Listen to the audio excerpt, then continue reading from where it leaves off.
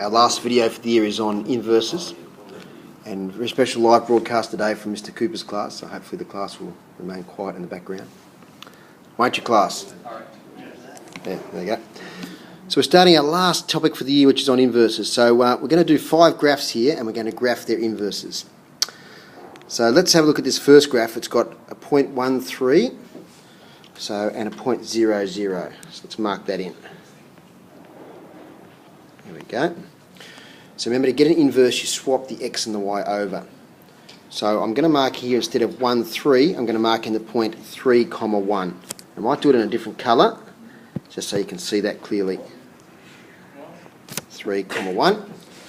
And then it's just a matter of drawing in the inverse. I'll pause while I draw in that line.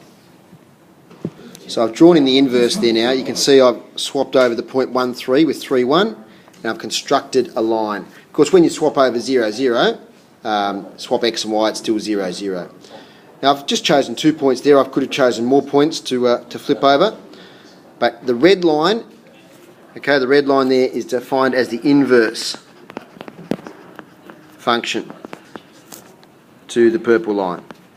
So to create a graph which is an inverse, look at the points on the original graph, swap x and y over and draw the graph again of the same shape, and you'll have your inverse function. Let's try some more. Here's another one. I'm going to mark in some extra points here. And I haven't drawn this very exactly, but it's going to help us here if we have these extra points. So that's a half, 2. That's 2, a half. This point down here is negative a half, negative 2. And this point here is negative 2, negative a half. So I've marked those points in red. I'll now mark in the inverse of those points. Okay, I've actually got 6 points there because we've also got 1, 1 and negative 1, negative 1. So I'll pause while I mark in those inverses. See, now I've swapped over the points, and you end up with the same points, because if you swap over the x and y coordinates here from a half, 2 to 2, a half, you end up with the same points again. Same with 1, 1 here. If I swap the x and y coordinate over, we get 1, 1 again. So the actual inverse graph in this occasion, this hyperbola here, is actually the same as the original graph. So I just have the same graph in blue over the top of it. There'd be no change. Next inverse, we've got a parabola here, and we've got 3 points marked. So we've got 3, 0 here. So the inverse of that point would be 0, 3, which would be up there. The next point we've got is the y-intercept, which is 0, negative 3. Its inverse would be negative 3, 0.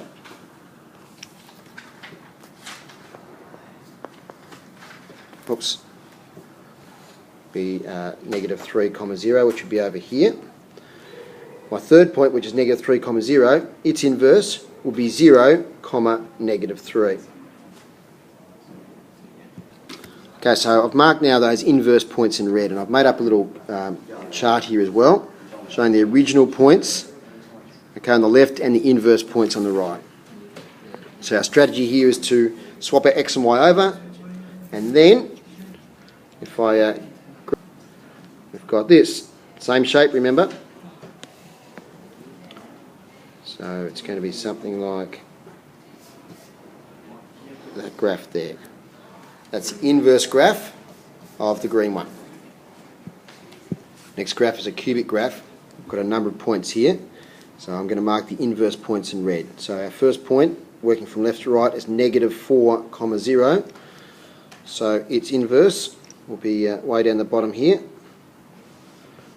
I have to mark it there because I can't get enough space there, but that, its inverse there would be 0, negative 4.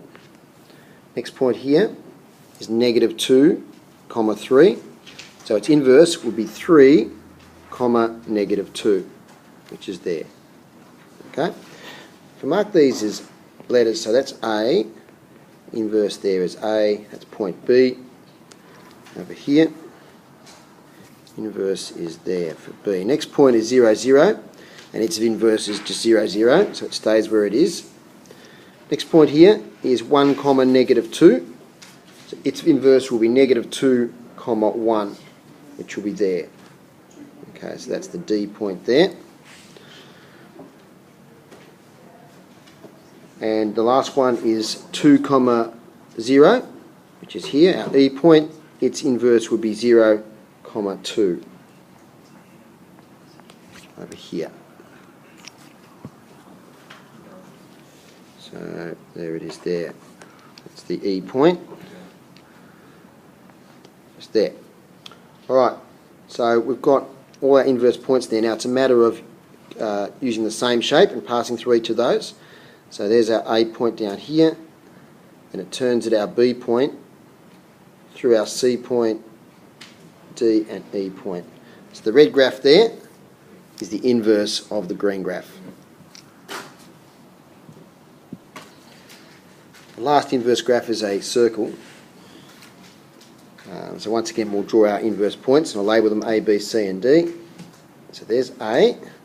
So it's negative 4, 2. So its inverse will be 2, negative 4. Just rearrange that. So 2, negative 4, which will be there. So that's our A point. And this point here will be B. So that's negative 2, 0. Its inverse will be 0, negative 2.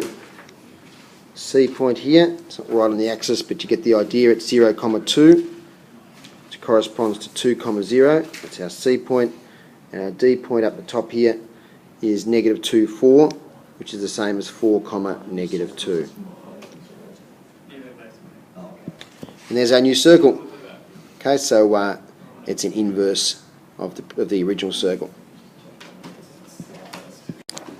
Okay, so in the previous 5 examples there, we've graphed the inverse of the original function. Now, you'll notice there that I've added in a line to each of these graphs, and that's the line y equals x.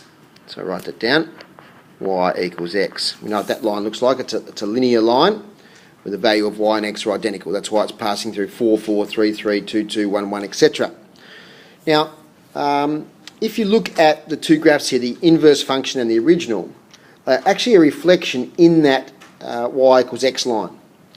If you look at this point 1, 3 and 3, 1, you can see that either side, let's change this a bit, either side of that line, we've got a reflection of those points either way, like so.